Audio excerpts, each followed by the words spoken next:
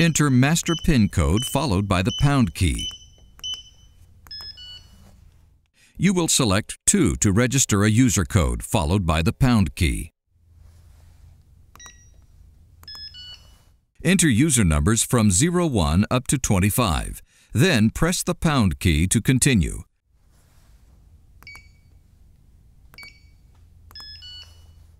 This allows you to number each one of your users in the event you need to delete a user in the future. Next, enter a 4 to 8-digit PIN code. Press the pound key to complete.